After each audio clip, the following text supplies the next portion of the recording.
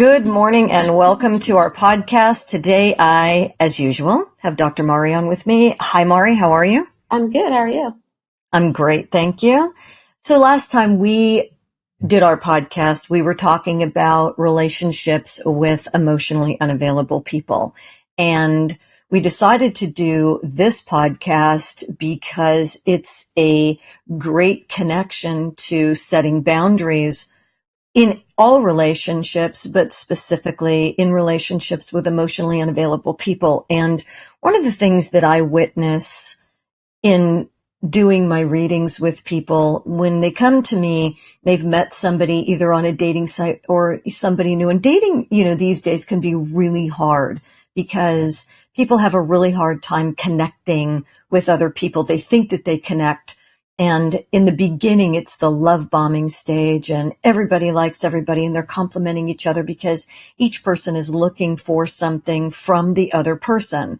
And a lot of times they just don't take the time to really get to know the person. And so they miss the emotional unavailability. But also I have witnessed emotionally unavailable people in the beginning seem to be very open and open-hearted. And once the love bombing stage stops and the emotionally unavailable person either A, gets what they want, B, feel like they're being pressured into something more that they're not ready for, or C, they just become afraid. The person that is calling me is having a really difficult time dealing with that because they feel like they're being rejected. And you and I have talked a lot about there's an art to setting boundaries, healthy boundaries in a relationship. And so I wanted to get your take a little bit on a client that actually wrote in and has asked us to give her some feedback. She went on a date with a guy. She started seeing him and she really took her time, or at least she thought she did. She waited a couple of months before she became intimate with him. And once they finally became intimate, it was great for about 2 weeks. And then she started to feel like she was smothering him and she just felt like in other words, she had this emotional need. And as she kept trying to get that back from him and have him mirror back and give to her, the more the guy ran. And eventually what happened was about a month into it, he finally said to her, I'm just not ready. I just can't do this. And so she wanted us to talk a little bit about that. And I think that's a pretty general thing that happens with emotionally unavailable people. Yeah, absolutely. Okay. So what would you tell somebody, or how would you have them deal with something like this? Well, I think one is establishing your own internal boundaries. Like, what are you willing to do? What aren't you willing to do with another human being? So you establish, and it could be something trivial, like I want someone who calls me every day. We don't have to have long conversations, but I want someone who calls me every day. And if someone goes beyond that boundary, then hopefully it's a balance. You look at the situation before you make a judgment, but you decide if they're not capable of doing that, then they're not capable of being with you. So the boundary is set. That makes sense. But don't you think that is also not really understanding the other person? Because there's a lot of really great relationships where somebody doesn't need to, or want to talk to somebody every day in the beginning stages. It might be 4 times a week and then they get together. And my feeling is, and maybe I'm projecting, is that's really needy when somebody is saying, I need you to call me every day. I mean, that's instead of really knowing the person that you're with, you're actually making demands on them to do something that they can't do in the first place. Oh, yeah. No, so they're not willing to, right? Yeah, it's probably a bad example of somebody calling 5 times a day. But I guess what I'm saying is you have to understand what your emotional needs are, right? And then set your boundaries around that. So for me personally, I don't need a lot of human contact. I love people, but I like people in doses, including anybody that I'm romantically connected to. So if I'm that type of person, my boundary says, I don't want you to call me every single day. right? I need you to give me space. So I protect my space. I communicate that in a way that says, this is not about you, it's me, right? This is how I am. This is who I am. So that, like you just said, you get to know the person. So then this person doesn't take it personal if I don't call you every day, because it's just not who I am. I don't do that with anyone. It's not about how much I love or like someone. So what if you're in a relationship with somebody and you're just establishing, the very foundation of it, and you say, I don't need to be on the phone with you every day. And they say, I have a little bit of an insecurity about that and around that. I was in a relationship in the past, and I'm not trying to project, but, I found out that she was actually, or he was actually seeing someone else. And there is the balance in a relationship. An emotionally unavailable person is oftentimes a mirror of us. And we don't even see our own emotional unavailability because it is so mired down in our emotional needs. Emotional unavailability is disguised by being overly needy. People don't believe that, but it's true. And then once you get your needs met, you become emotionally unavailable, or you're like an empty pit. You back up and it's like, I need. And you are not giving. That is emotional unavailability too. And so I think that when you're establishing your boundaries, like you said, when somebody says to you, hey, Mari, I have a little bit of an insecurity around that. There was somebody that I was with, and, I really like you. And is there a way for us to talk so that I do know that you're there, without feeding my insecurity? I mean, is that possible? I think it's possible. I think it's a slippery slope, but I think it's possible, right? So, in any relationship, there's compromise. But the core boundary, your core boundaries are the ones that are fundamental, and they're things you're not going to go against. And then so it's kind of concentric circles. So it goes out from this core to the next realm, and to the next realm, and to the next realm. And so in something like that, the person has to know themselves. Again, that's where their internal core boundaries live. So if that is going to be something that's off-putting to this person, they're not going to be able to engage with this person, it's painful emotionally to do it every day, then I would say this is not the relationship for them, because they know their core boundaries. They know at their core, this is not something they can do. Now, if it's something that's flexible, or they have flexibility in that area, absolutely. But that's not really boundary crossing, because it's one of those things that, like, okay, I'm a little bit fluid there, so that's fine. And so I think sometimes we're afraid to have some rigid core values around ourselves, which I agree. Call boundaries. Those are the core rigid things that we have around us. And when we don't have those and we don't know those, we let people do things to us that we don't like or enjoy, and then we feel bad that we feel bad. Yes, because there are so many people out there wanting to find somebody, their special person, their soulmate, their twin flame, whatever you want to call it. Their person. And dating is difficult because it's like a smorgasbord. There are so many men and women out there, and we look for things. And especially what I see with men and women is attention. The moment someone gives them attention, they believe that, boom, they're attracted to me. They like me. And their brain kicks in and the chemicals are released, and it feels really good. And what they don't realize is they're feeding off of the attention of the person. They don't know the person yet. And it takes time to get involved, but they want to be wanted. And I think that we have to understand, if you're in that space and you're feeling needy, you have to say, I want to be wanted. And women say to me, is there anything wrong with that? There's nothing wrong with wanting to be wanted. The problem is when you are wanting someone who doesn't want you in the same way. And so the question that I have for you is, how do you help someone who is saying to you, but Dr. Mari, I want to be wanted. It felt so good to have his attention, you know, Right. and his compliments, and he took me out to dinner, and he texted me every day, 24/7. I couldn't get enough of it. Boom, he goes cold. How do you help someone in that way? So for me, that's a person that's unbalanced, right? Mm-hmm. You have to want yourself first, which sounds like, counterintuitive. So for instance, I use myself as an example all the time. I love a man to bring me flowers. Like that's a thing for me, right? So what do? I buy flowers for myself all the time because I love flowers, right? I want a Yeah. guy to bring me flowers, and that's wonderful when they do, but I never deny myself of having flowers waiting for the guy to bring them to me.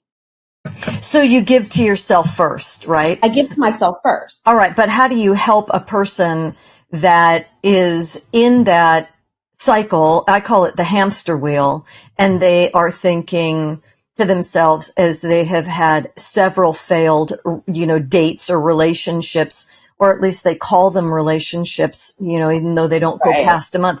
How do you help that person on the hamster wheel that keeps saying, but I did, and they did everything right, and there's something wrong with me, and they just, it's turnover. It's Right. like, I went out with this one, and then it's turnover, and I went out with this one, and you see what I'm saying? And so I think, yeah. some of those things are red flags, and I might not be answering the question the way you want me to, or what you're getting at, but some of those things are red flags. When someone gives me too much of themselves too early, then I worry about that person being balanced as well. It's kind of like you said, they do the love bomb, so they're love bombing me. And so again, if I have good core boundaries, I would say, hey, we're not in that type of relationship yet. So why don't we back up and slow this thing down a little bit so we get to know each other? Yes, but the need is like a dirty dragon, and the person that is needing the attention and feeling good. I call it, forgive me, but I call it feeding off of other people. And I see a lot of that on this online dating. People are literally vampiring the energy from another person, sucking their blood, leaving them dry. And so we have to recognize that, right? We do. Then it becomes dating apathy. They don't want to do it anymore. And so for me, it's like a pendulum. That's a pendulum swinging from one side to the other. And I'm saying I want the pendulum to be in the middle, right? So that I do enjoy the company of a gentleman. I do like the attention from the gentleman, but I also have learned, and this is something we have to learn. It's not something that we normally do. I have to learn how to like my own attention, the attention I give to myself. What do I do for me that makes me feel just as good as when someone else does that for me? The same. Yes. So that what you're saying, here's the way that I would translate that. So you're saying, I am not seeking the attention of another person to fill my void. Right. And that is very powerful in setting relationship boundaries. Right. When you don't need the attention of the other person, you actually like the person, you want to get to know the person, right. You will set the boundaries naturally. Absolutely. If somebody says to you, show me your tits, right? You're going to be like, nope, click, and you will delete that person. If he sends you a dick pic, done. You know better. Because you have your core boundaries are set. They're set. Yes. You're saying, I will not accept anyone who doesn't accept what I want, right? Yes. I will not accept anyone who does not do what I do for myself. Right. So, and you have to pay attention to being uncomfortable. That's knowing yourself with, that makes me really uncomfortable the minute that, and I've some really great clients that will say to me, this guy asked me immediately to send me a picture of my chest. Right. And I said, absolutely not. And my question is, did you continue to talk to him? And if they say yes, I'm a little blown away because somebody already showed you who they are. Exactly. So I had this encounter with someone last week, and we were joking. It was a joking thing. I was with my girlfriend at one of her family events, and the guy says to my girlfriend, he says, hey, hook me up with your friend. She's really cute. And my girlfriend says to him, you don't have enough money for her. like you have to have money to date her or whatever. Mm-hmm. And, we kind of it was laughing and joking. So it was not serious. And then, so when he came over to me, he said, well, I heard that I can't afford you. And I said, no, it's not you affording me. It's you affording yourself with me. So I like to do very nice things. I like to go to very nice restaurants. I don't need your money, but I need you to have enough money to do the things that I like to do. Mm-hmm. You can pay for you, I can pay for me. And I don't have to deny myself of the things I want to do because you can't participate. I gotcha. Okay. So you yes. So you understand based on that example that you need somebody that isn't going to drag you down. I mean, where you're not going to feel like you're leaving them behind, and then also that you're not having to pay for them, because that makes you uncomfortable. Yeah. And there's a dependency there. And every relationship is different. Mari is just giving an example of what works for her. Right. Some people, love to, be generous in that way and pay for people. It just depends on the relationship. Well, yeah. And so, yes, it does. But I guess what I'm saying is, so if someone is in this position where they're always taking care of someone else, mm-hmm. and they're not able to have someone take care of them, I worry about those people too. Mm-hmm. Right? Mm-hmm. So what I'm saying is, it's wonderful to be generous. I mean, I love giving gifts. I really do. And I take my girlfriends out all the time. If I'm going on a trip, I'll say, hey, buy your ticket. I'll pay for everything else, Mm-hmm. So that it's not that. Me too, it's just that when I'm depleted, when I'm empty, I need you to be able to give me what I give you. That's what I'm referring to. So this is an equal exchange, or close to equal, because like we've said, it's not always equal. Sometimes it's 60-40, sometimes, and that'll switch. Yeah. Right. So when we are looking for somebody, or in any relationship, and this goes for parents and friends as well, right?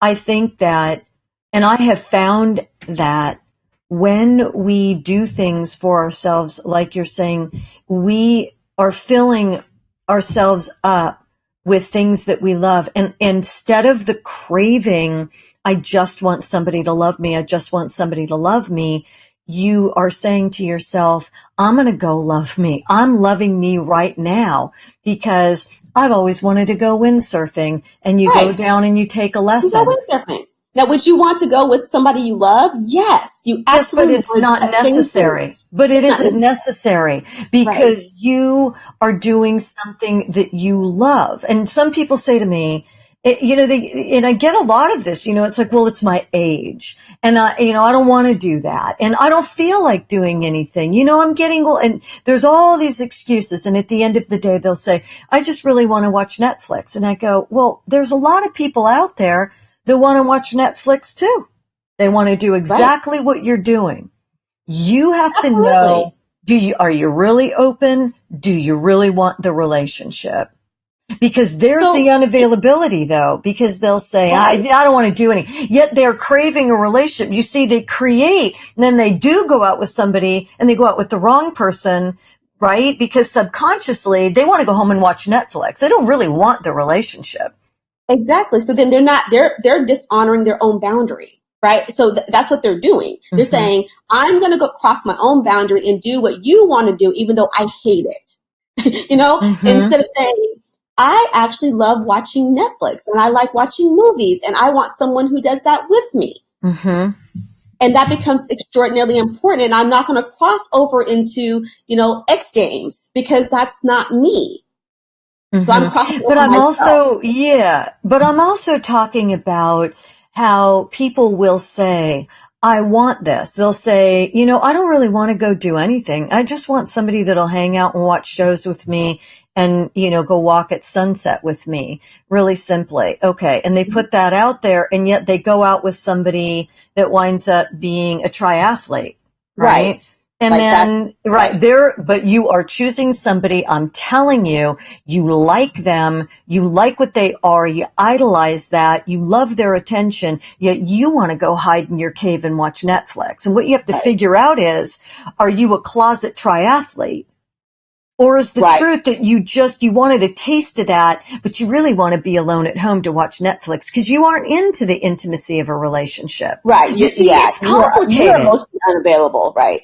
There's emotional unavailability in disguise again. Right. You say Absolutely. that you want something, and the truth is that you don't. And I've been guilty of that myself, right? And where actually I've looked outside myself and said, I really want that. But the truth is I wasn't ready for it. And it took a while for me to get there. And I had to get real with myself.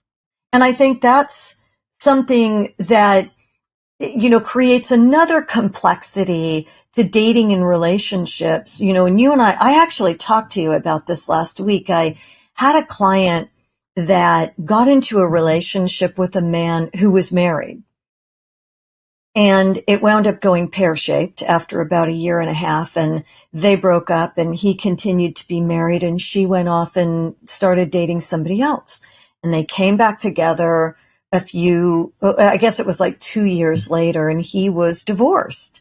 And she said to me, he is the love of my life and I want him. But the problem is he never chose me first. And I said, 'cause you didn't choose yourself first. Right. You put yourself into a relationship with a married man. And she kept saying, but I cannot forgive him because he didn't choose me first. And I said, so what you're telling me is you wanted him to choose you and leave his wife for you. And she said, yes. And he didn't do that. So now I'm going to punish him. And I said, no, you're not. You're punishing yourself because you're emotionally unavailable and you don't even see it. You keep yourself safe. So when people come to me and they say to me, when I was dating so-and-so, let's just say you have two single people, right? Let's call them John and Debbie. And John and Debbie date. John breaks up with Debbie and goes out with somebody else or whatever. Debbie breaks up with him and she goes out with somebody else. And they come back together 2 years later, different people because of the experience that they've had between the 2 years. And one of them feels like, I can never trust you because you left me for that other person. If that is an emotional unavailability and it's very punitive, I don't know what is. So my question to you is, how do we help people get over that too? Like that boundary, that barrier? Ooh. So I guess what I hear in that is really pain and disappointment, right? And so I think the emotional unavailability is a secondary factor to that. So then we start figuring out, how do I deal with the pain of rejection, the pain of whatever that is? And it's really not about what the other person did. It's about me and how I process that information. How do I forgive myself for allowing myself to be hurt? Is oftentimes what I hear in my office. What about setting up, but how would they set, yes, keep going, but I want you to really address that. How do they set a boundary here for themselves to be okay with this? Okay, go ahead. I'm sorry. And then think in that processing. So if I say, I cannot forgive myself for allowing myself to be hurt, right? What comes out of that? I'm bad, I'm stupid. Then guess what? If I'm bad and I'm stupid and I can't trust myself because I did this to myself, then I can't be around people. I can't open up. I can't be emotionally available because I can't trust me. Right? Is that what that says? It says, I can't trust me because I didn't see this, or I didn't see it. I didn't make the right choice, whatever it is. It comes back to basically, like you said, punishing yourself for what occurred. And sometimes it's just you learned that's not the type of guy for you, or you learned to have really good boundaries, or it's just an opportunity to learn. Or what if you just grew? What if the problem was one of them was too emotionally needy, or the other one wound up being attracted to somebody more because, we were too emotionally needy, or they were, and we both grew, and you come back together for a stronger relationship. But you have to allow that. You have to allow that, right? But again, if I can't trust my own judgment, then I'm not safe. I'm not safe to be around people. I'm not safe to connect to people, really. And I don't mean being around, like being in a crowd of people. I'm talking about being across the room or across the table from somebody I really care about. Mm-hmm. Like I can't let myself do that because I'm not smart. I'm not wise. I'm stupid. Mm-hmm. So instead, I just don't make any decisions at all. That means I close myself off. Even though I'm the life of the party and I go on dates, I do all this stuff, I don't trust me, so I'm not going to trust this relationship. So I Yeah, stay disconnected from it. that's emotional unavailability again. That's what it is. Mm-hmm. So how do we fix it? Yeah. We acknowledge what happened, the facts, not the feelings, the facts. The facts are I dated John. John, ended up backing off from me. Okay, well, how long did John and I date? Oh, 3 weeks. Oh, well, maybe 3 weeks is not long enough to know someone. Mm-hmm. Do you see what I'm saying? So it's like I get to learn that I need to add time to dating. Not just the emotions. Yes, very, very true. Right. 3 weeks is nothing. That's, you can't even blink your eyes in 3 weeks, but you got it. I like that. And then the other sign. Yeah. So John says, I dated Debbie for 6 months, and Debbie, found somebody else. And we look at the facts, and the facts are you were too emotionally needy. You were stalking her. You needed to be with her all the time. You'd get really angry and jealous when she wanted to hang out with her family and friends, right? And so she found somebody that was going to give her the space that she needed. And what did you learn? So, well, I'm rejected. I'm not good enough. Right. Those are all of the things that we go through. And we grow in the period of we hope that we grow in a period of a breakup by seeing the facts. And so John may come back to the situation and say, I texted her 40,000 times a day. I was always at her house. I didn't trust her. I was suspicious of other men. And what did you do? You created exactly what you thought through your fear, because that was your predominant emotion. Right. And so hopefully, how does he set the boundary? He doesn't set it with other people. He sets it with himself. Mm-hmm. So, for example, I am not going to allow my insecurities to push me into stalking someone. Mm-hmm. Does that make sense? So yes. It goes back to him and the boundaries that he needs to create, those internal boundaries you create for yourself. They're not always against someone else. Sometimes it's for us. Mm-hmm. Right? I have a really sharp mouth. I have a really sharp tongue. Really, really sharp. And when you piss me off, I'm going to tell you about it, But that's not really good in relationships. Sometimes I have to figure out what am I upset about so I can explain it in a way that you understand it and we get to resolution versus me just telling you how pissed off I am at you and how I never want to talk to you again. That is a very predominant factor in a lot of breakups that I see. People will come to me for a reading, and I'll stop after reading about 10 minutes and I'll say, can I ask you a question? And they go, sure. And I say, did you go off on him? Verbally? Did you attack him? And there's always a pause, and it always comes out very sheepish. And it's, yeah, I did. But then it's followed by, but you know what he did to me?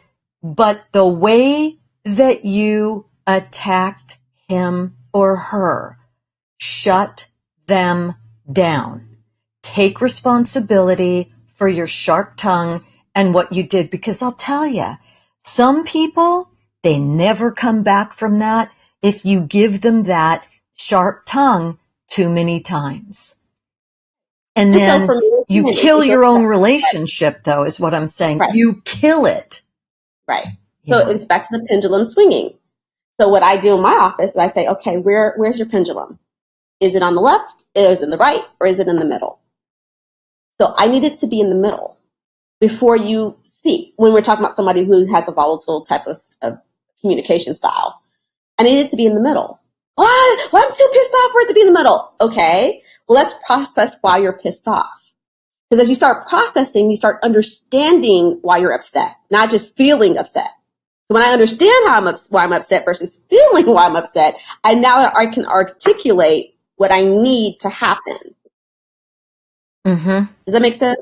It makes and now a my lot of sense. is in the middle, and now I can communicate, accurately, articulately with this other person, and I get to make judgments out of that conversation versus, well, he did this and I did that, and we just, we're battling.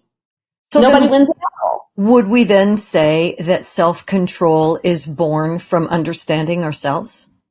I would say self-control is born out of understanding ourselves and setting really good core boundaries. Because when we have people, and you hear it and I hear it, and they say, that's just who I am. He or she is just going to have to deal with it. And then they kill their relationships. That's when they come to us and they're raw and they're real, and they realize, what I do is I use my anger as a way to protect myself. A lot of the reasons that people spit out really angry words at other people is they are releasing energy, and the energy has nothing to do with the situation, with the other person. It literally is an old pent up pattern and emotion that you either observed as a child, experienced as a child, and it became a habit. And you don't realize it, but I see people protect themselves because they're screaming, I'm hurt. Right. I can't handle this. You're scaring me because I think that you're going to break up with me, or because you cheated on me, or because you're not a true friend. You actually betrayed me. And the betrayal and all of those things didn't even happen. Those are a lot of times patterns. You're saying, I'm going to fire you before you fire me. They're also screaming, I'm scared. Yeah, absolutely. I'm scared of getting fired, right? I'm scared I'm of getting scared. away. I'm scared. And then fill in the blank. I'm scared of rejection.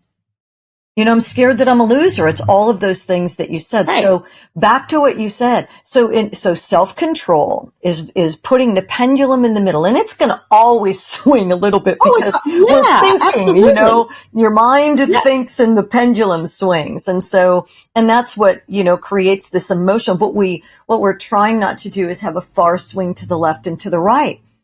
What we don't want to do is respond to the far swings to the left and the right. That's what we're trying to do.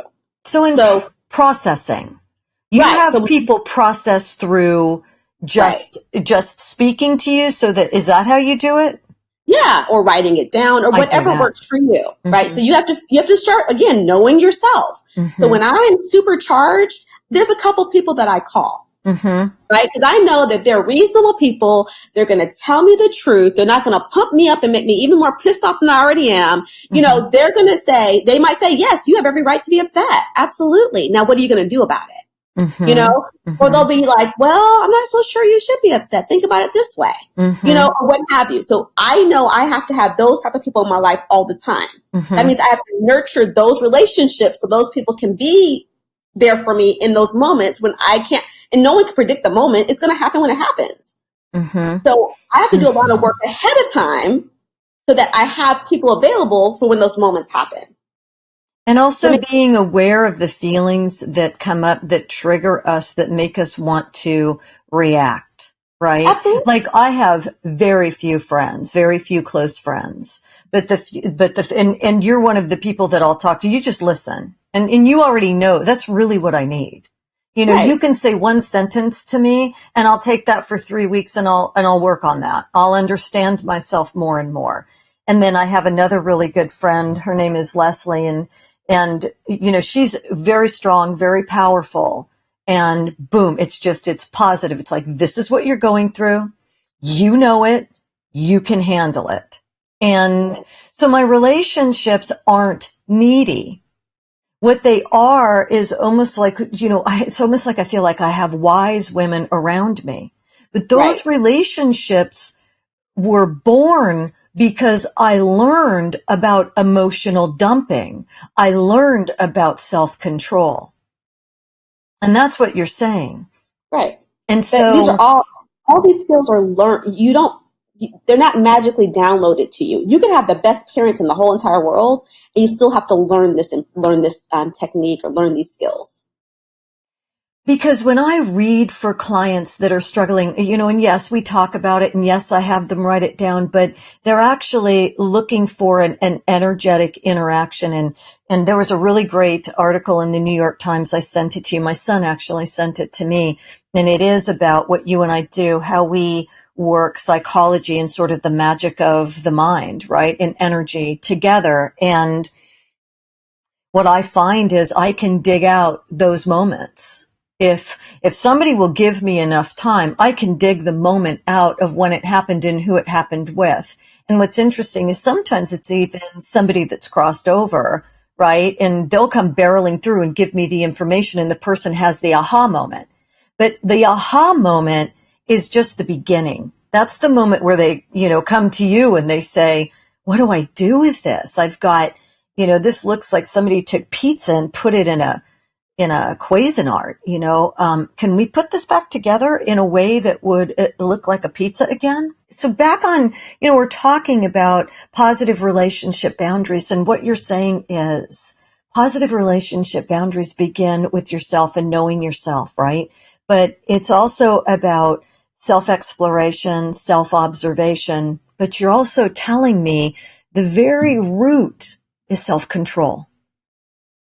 Right. But yes, that's true.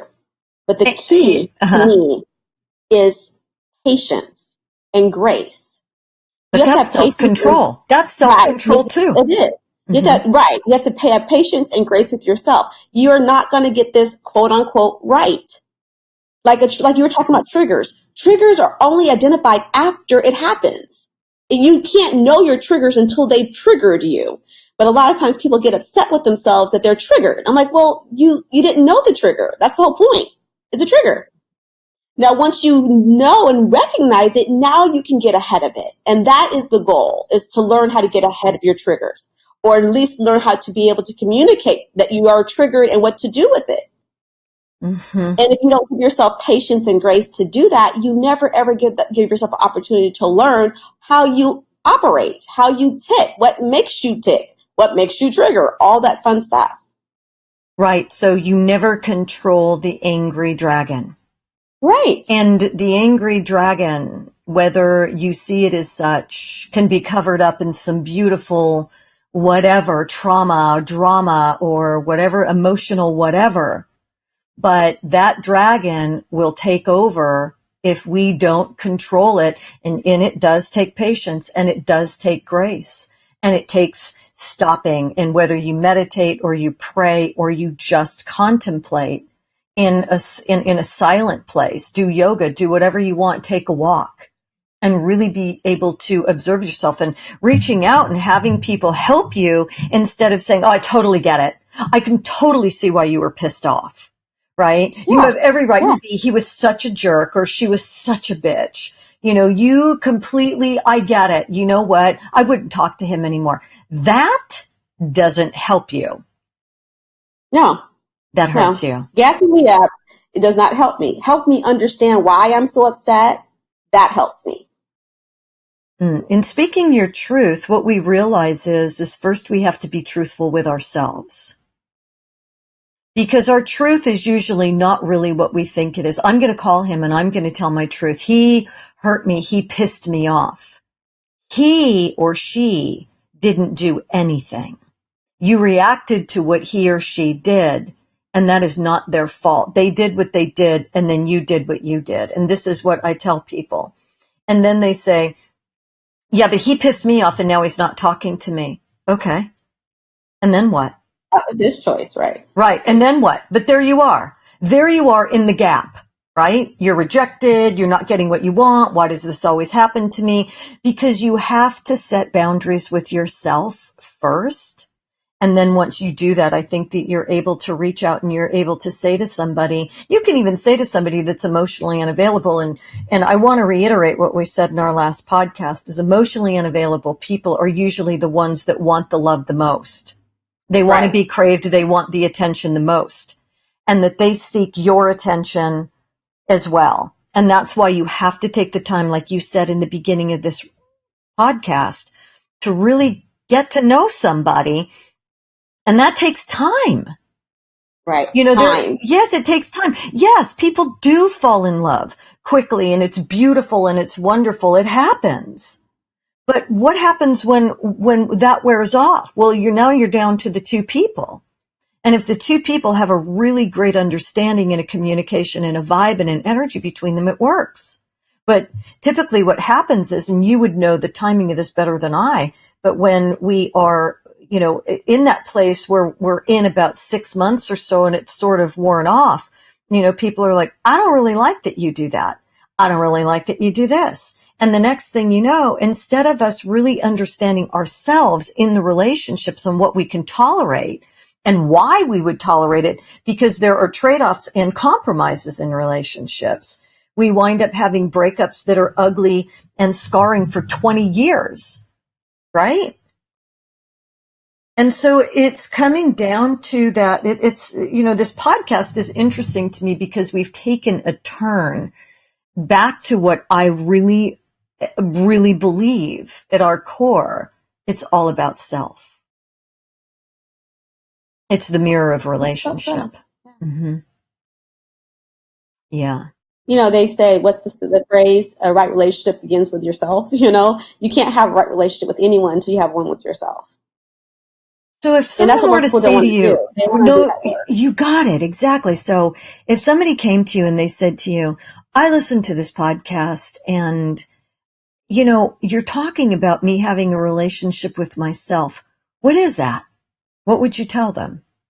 How do I do that? Well, some of it is, learning where you came from, right? Like, what kind of family did I grow up in? What did I like about growing up? What didn't I like? So it's exploration, right? It's not just accepting that life is the way it is because that's how you experienced it. And so it's exploration. It's understanding what makes you tick, what makes you happy, what makes you sad, all of those things, and seeing what part of it is in your control and what part isn't. Now, all of it's in your control, but the things you assign to other people, those are the things you usually need to work on, because you're assigning it to somebody else and you don't understand that that's yours. Yeah, like you need to love me and I need to be loved like this. It's like, and people hate it when you say, but do you love yourself like that? And they say, that's not my job. That's my lover's job. And I think, no, it isn't, because you're like an empty pit. And so, I go back to my example with the flowers, right? So I love flowers. I love getting flowers. So I go buy flowers for myself every single week. Every week I buy fresh flowers and I cut them and I put them in my vases. Mm-hmm. And think about this image though. If I were dating a guy and he came to my house, what does he see? Flowers. He sees flowers. He now understands that I like flowers. You know what I'm saying? So it's not just me telling him what I want and he better do it, da, da, da. He's witnessing what I do for myself. And that becomes his roadmap of what to do for me as well. So I'm teaching him how I like life. And if he agrees with that statement and I agree with the statements he makes, we have a beautiful relationship. This is right, but it starts with me buying myself flowers. So when women and him coming to my house and seeing flowers on the table and observing and being aware enough to say, my God, she loves flowers. These are beautiful. I know that I'm going to go find some beautiful flowers for her that represent my feelings for her and bring them. I get it. So and he'll show me by giving me what I give myself. Does that make sense? Yes, that makes a lot of sense. And I was just going to say, many people are givers in relationship, huge givers. For example, I had a client recently, call me and say to me, I went way over the top for his birthday. I took him to a really expensive dinner. I paid, I spent this much money on him. And for my birthday, what did he do? Nothing. He took me out to dinner and, gave me a set of, I can't remember. It was some sort of pottery or something. And it felt to her so impersonal, right? And she said to me, I can't do this anymore. It just doesn't seem like he cares enough for me to give me what I want and need. And I asked, well, have you told him what you want and need? And she said, I shouldn't have to do that. And I said, well, if you're expecting him to be a mind reader, then you're going to be disappointed. I think you need to tell him. And she's like, that takes the romance out of it. I don't want to have to tell him what to do. And I said, okay, so let me ask you something. How do you show him how you take care of yourself? Right. And she went silent and she said, I give to my kids and I give to him. And I said, okay, how do you give to yourself? And she said, well, I don't, because I'm spent. So there it is. He's giving her what she gives herself. right? And again, there is the mirror. That's the mirror of relationship. You don't want to blame the victim, da da da da. And I just don't believe in that, you know. So I'm a very girly girl, right? I'm very feminine. So you'll see pink things in my house, and you know, blush pink, and I'm always dolled up, and that's just who I am. I'm not doing it for anyone except for I really like it. Like that's who I am. Mm-hmm. And so a gentleman is probably going to treat me in a more feminine manner than he would someone who does not do that, right? That doesn't make it right or wrong. It's just that I subscribe to that. That's what I want and need in a relationship. And if I treat myself that way, someone else is going to treat me that way as well.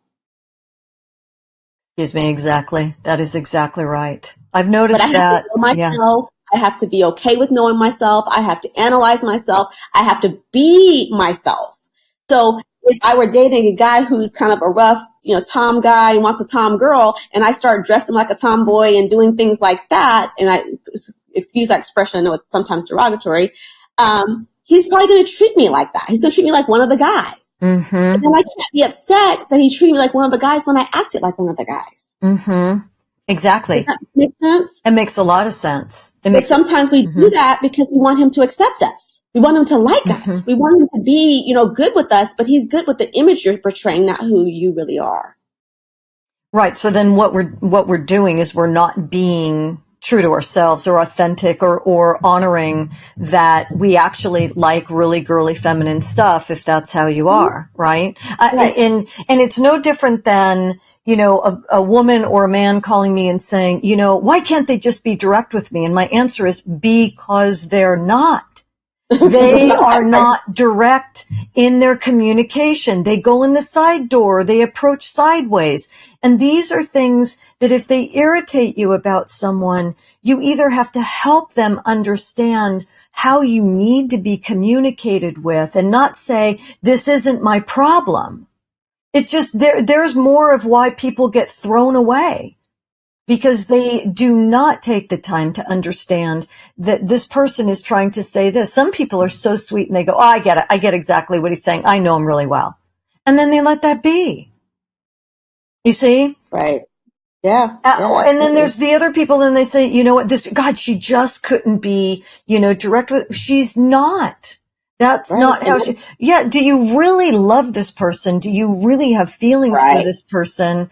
Or do you just want them to fill your void? You just want to be with somebody, and this somebody needs to fit into the form that you've created instead of the form that they are. And so, but it all goes back to self-discovery. And that's the one thing people really, really hate. So when women or men come in my office and they want me to fix their relationship, and I said, well, to fix the relationship, I need to fix you. Yep. Or they need to fix it. Yes. You need to fix a relationship. I'm like, no, there's two people in a relationship and both bring something to this. Or you need to help me fix him or her. There is nothing wrong with me. I can't handle them. And it's like, cause you can't handle yourself. That's the problem. You're too much for yourself. Exactly. And so it is. You say it all the time. It's the mirror. You have to look in it. You have to take stock of all your imperfections and decide whether you want to live with the imperfection, fix the imperfection, cover the imperfection up, whatever that is. But whatever you do, that is what you're going to get. So if you do the cover up, you're going to get people who cover up. If you do I'm going to accept it just the way it is, you're going to get people who accept you just the way you are. So whatever you do in that mirror is what's going to be reflected in your life. And if you don't like it, you can change it. That's the power. Absolutely. The superpower that we have is the power of choice. And choice means you can choose to be differently instead of repeating your old patterns again. But it goes back to what you said. It's about self-exploration first. It's about understanding self. It's never outside of you. It's within you. I believe that reality is you pushed out and projected. I really do. You know, with the meditation and the different spiritual things that I've done, reality is created by what we think and what we feel. It is pushed out from us. And I'm sure there's a whole lot more that we don't have time to go into on this podcast, right? Yeah. But we are talking, if anything, the message that we're talking about today is it all begins within. It all begins with self. And so if you want your relationships to work and you want a relationship, you need to establish a relationship with yourself. Right. And then you'll have one. It's never about being a vampire, because all you're going to get is somebody that vampires off of you too. Right. Yeah. Exactly. This is a really good podcast. Thank you for, again, absolutely. a really great podcast. Yeah. Is there anything else you want to say before we wrap it up? No, I think we've covered a lot of bases today. All right. So everybody, thank you for joining us. And if you would like to have a consultation with either Dr. Mari or me, go to www.JocelynLive.com.